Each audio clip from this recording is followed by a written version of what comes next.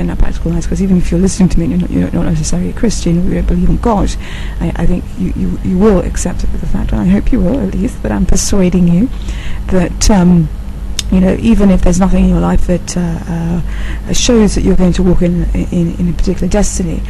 your hope, your faith, your ability to impact your life in terms of just being inventive and creative and just spending the hours that God gives you in order to make that vision come to pass, are the things that life is made of, and are the things that will bring you destiny. Because some people weren't born, or most of us weren't necessarily born with a silver spoon in our mouths. We weren't born with a foretold destiny. We weren't born with things handed on a plate to us, and yet we're still walking in an expected destiny, even if nobody sees that vision in us, and even if nobody believes in us, and even if someone is just limiting us to the end of their minds in terms of their estimation of where we're going to be. It doesn't mean we have to walk in that destiny. We can talk in our heads, in our private thoughts. We can meditate on the fact that we are not where we're going to be, but we certainly can walk in that destiny, and we can do that in order to truly embrace where we want to be in life. Because also, as Jeremiah 1 from verse 4 to 5 states,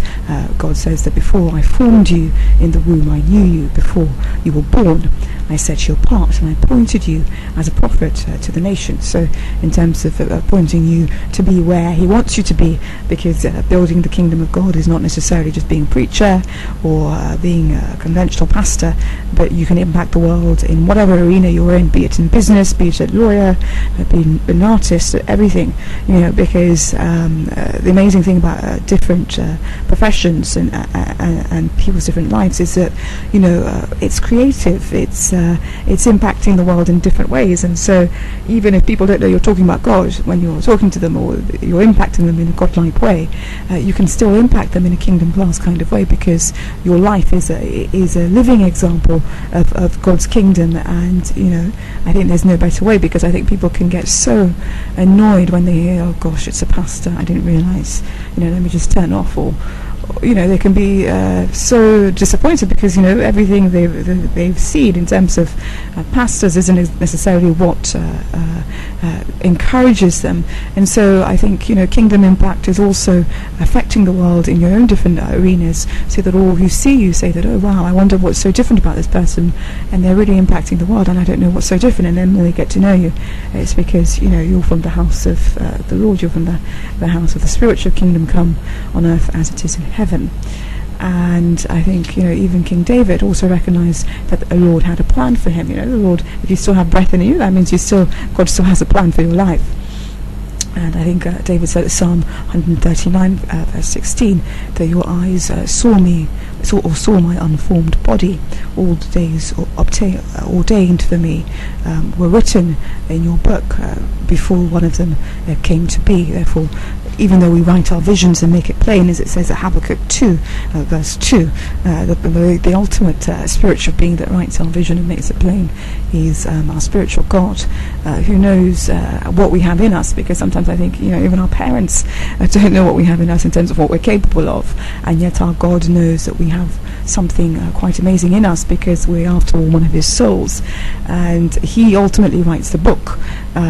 in terms of where our lives. He preordained us before our time. He wrote it in the book, and before it came to pass, as David said in Psalm 139. But sometimes I really do think we have to embrace the fact that we have free will and we have choices in life, and we can walk in that destiny that God has predestined for us if we live in alignment with his word. So if we live in alignment with his Bible, with his principles,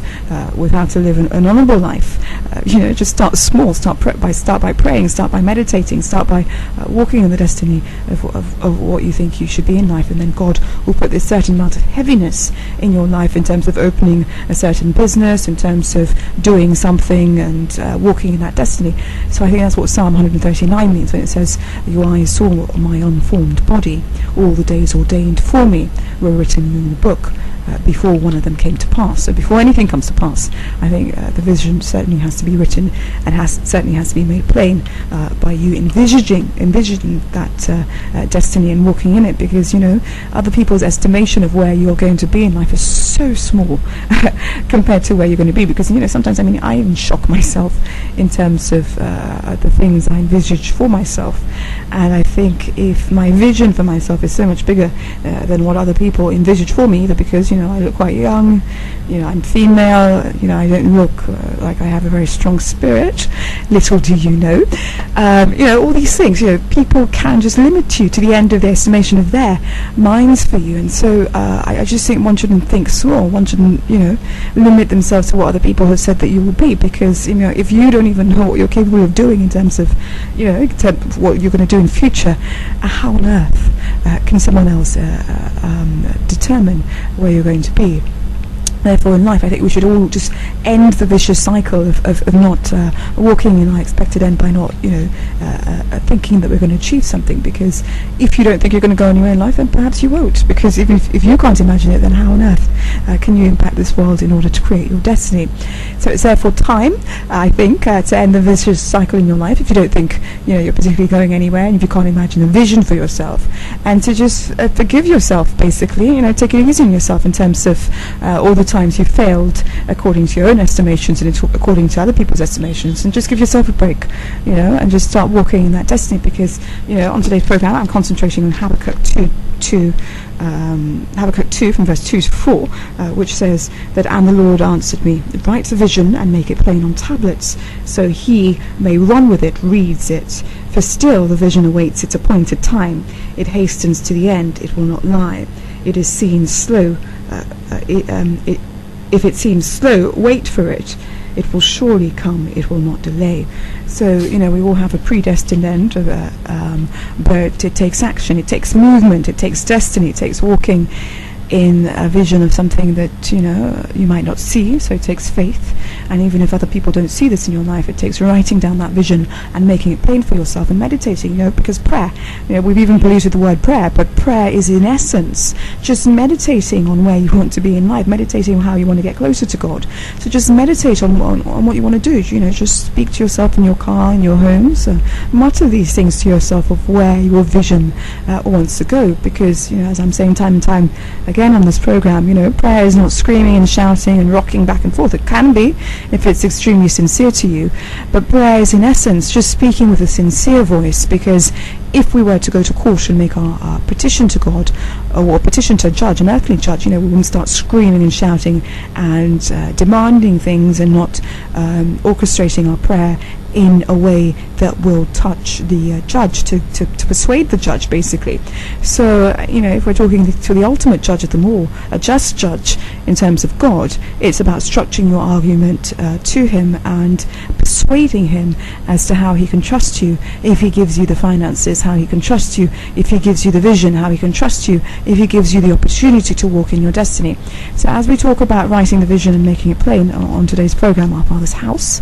I just really want to impress on you that it's such a big world out there, and we really can create our destiny, and other people's estimation of us is far too small, and that we can truly walk in our destiny if we first of all start meditating on it in our heads of where we want to be. If the vision is too big, start thinking about it very slowly and surely in your head about where you want to be in life, and then start muttering where you want to be, and then start making it plain in terms of writing it down. And even if people want to limit you to the end of their mind in terms of their estimation of you, just think it's one of those things in life, and many people before you have been underestimated, and that's what makes amazing stories, and that's what brings you to your destiny. Because when other people underestimate you, they don't see you coming, and you can just really impact this world. So on today's program, if you're just tuned in, you're listening to me, Amanda Clinton, building God's spiritual house by using a variety of platforms, including radio. I'm just talking about Habakkuk, which is quite hard to say, Habakkuk, which is a chapter in the Bible, Habakkuk 2, from verse 2 to 4, which talks about how one should write their vision in their life down and make it plain, so they can just run in that expected end and in that destiny. So it's very important, therefore, to have a revelation first by meditating on where you want to be in life, and then uttering it in prayer, uttering it by just pacing up and down and just saying where you want to be, because only you can know where you want to be. No one can actually put it in your head. And then writing it down so those promises come to pass, and then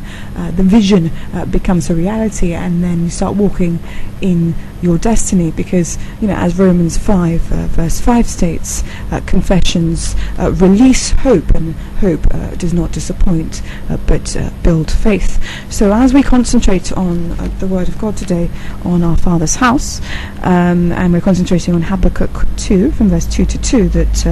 and the Lord answered me, write the vision, make it plain on tablets, so he may run who reads it. For still the vision awaits its appointed time. It hastens to the end, it will not lie. If it seems slow, wait for it. It will surely come, it will not delay. So that's just about walking in one's destiny. And therefore, as we meditate on the fact that one should write their vision and make it plain, I just want to impress on you that many great people in this world have failed time and time again, and yet the only thing that drove them is that they had this heaviness in their hearts to just do something that hasn't been done before, or to just walk in a destiny that nobody expects of them, because after all, only we can create our destiny. And so I just really want you to just start thinking big and envisaging where you want to be in life, be it at work, be it in your marriage, be it at church, be it because when you think big, people will often try and kill your dream, because they're thinking like, where do you get your inspiration, where do you get your source from? But it is the stuff that life is made of that people will always try and stop you from walking in your expected destiny.